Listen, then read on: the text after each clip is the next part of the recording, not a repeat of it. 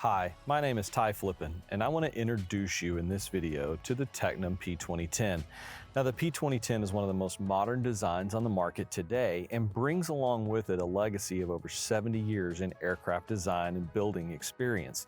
Now, I've done a separate video on the overview of Tecnam as a company, and I encourage you to go take a look at that to learn more about the background of this incredible company. But let's for now get into the P2010 itself. The P2010 was designed by Luigi Pasquale in 2010, therefore the model name and number should make sense based on that information. The design of this airplane brings together two different construction techniques, both carbon fiber and metal. And so let me break that down a little bit for you. First of all, the fuselage is carbon fiber. Carbon fiber gives us the ability to make a clean, smooth, beautiful aerodynamic design. Carbon fiber is also strong.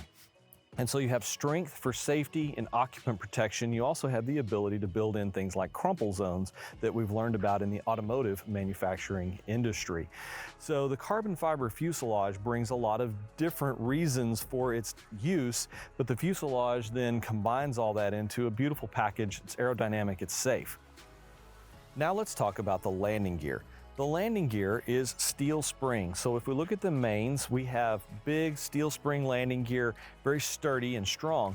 You will find that that design is intended for unimproved airport surfaces like the grass strip that I live on, and also for the student training environment. So the student training environment is a place where airplanes tend to get abused a little bit, and the landing gear was designed to take that abuse and not have any damage to the airframe with the strength of the steel spring. You'll also notice the wheel pants are kind of high-waisted on this airplane, and that again is for flying on unimproved surfaces. Now let's look at the nose gear. The nose gear has a very unique design. This design goes into a strut that's mounted to the engine mount rather than the firewall.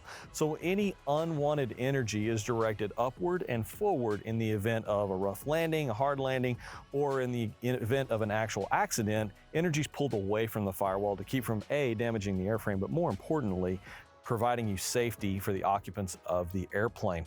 You'll also notice that we have a very high prop clearance, again, keeping in theme with the idea of being able to operate off unimproved surfaces. Next, we turn our attention to the wings and the tail. The wings and the tail are made out of metal, so we have aluminum skinned wings.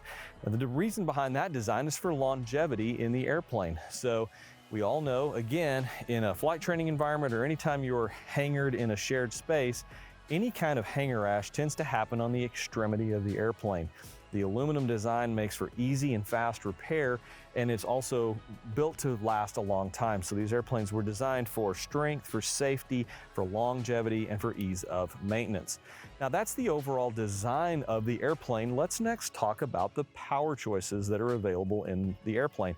Now my airplane has the upgraded Lycoming IO390. The IO390 is a four-cylinder engine that develops 215 horsepower mated with a composite 3-blade constant speed propeller. This particular engine configuration gives me about 140 knots, plus or minus a little bit, on 12.5 to 13 gallons an hour, depending on 65% power is about where I set the power setting and the altitude that I choose on any particular day. Two other engine choices are available in this airplane. This grows the flexibility of the airframe quite a bit. We can go into a Lycoming IO360 180 horsepower engine. That 180 horsepower engine can come with both a fixed pitch 2-blade prop or a constant speed 2 or 3-blade prop as well. So you can get into configuring that 180 horse engine several different ways. The third engine choice is a new Teledyne Continental 170 horsepower turbocharged diesel engine. The real secret behind that airplane engine is that, first of all, it provides you with 5.5 gallon per hour cruise fuel consumption. That is great for the flight training environment or long range, also in parts of the world where avgas is a little harder to come by.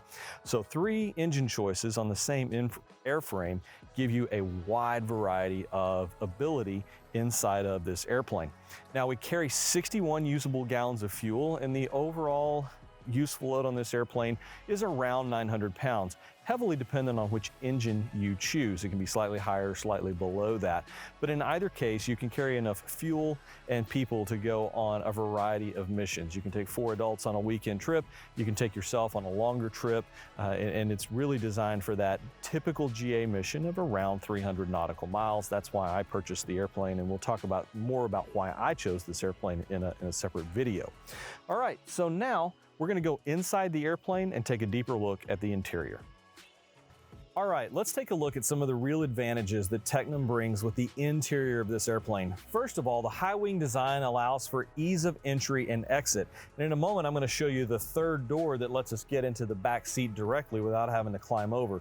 But let's start with the most important seat in the house. I'm going to look here. You've got a beautiful Italian leather seat. It's a bucket seat. It's a very comfortable seat. It reclines, slides forward and aft. Also has a power switch that allows you to raise and lower your seating position, which is really nice to have for those of us that want to sit a little higher in the cockpit. Getting in and out as easy as just stepping in and popping in. So you don't have to climb, you don't have to do anything special to get into the airplane itself. I've got the avionics fired up. You hear those fans running. I'm going to slide this seat to where I sit normally, and then I'm going to raise it a little bit where I can see the top of the cowling. Now, I have great leg room. I could scoop this seat back again, and I couldn't even reach the pedals, which is nice. I've got the seat reclined a little bit right now as well. It's kind of how I like to sit. Once I get in here, all of my electrical switches along the bottom of the panel, nice and organized in a flow checklist type of arrangement. I have Garmin's G1000 NXI avionics in the panel with the GFC 700 autopilot.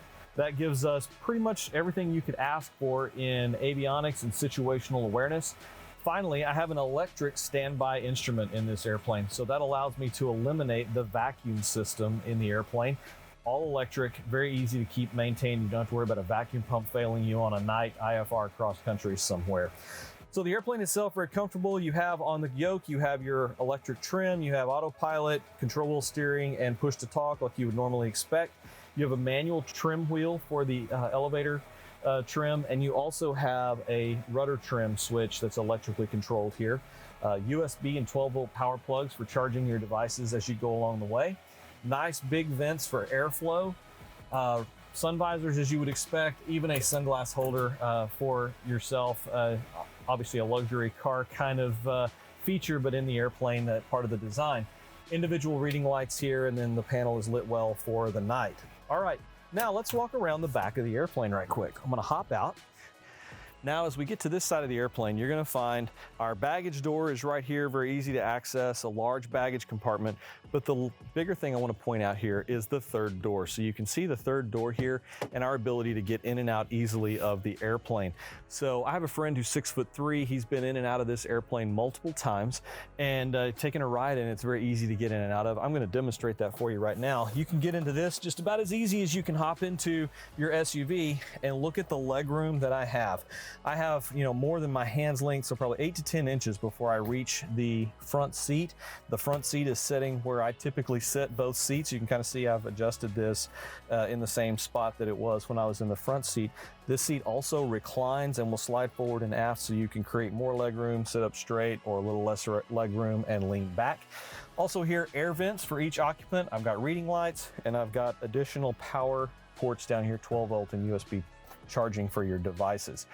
So a very comfortable, very large cabin, great for 4 adults on a weekend trip, or your kids in the back seat as you're going to see the grandparents or whatever you're doing with the airplane.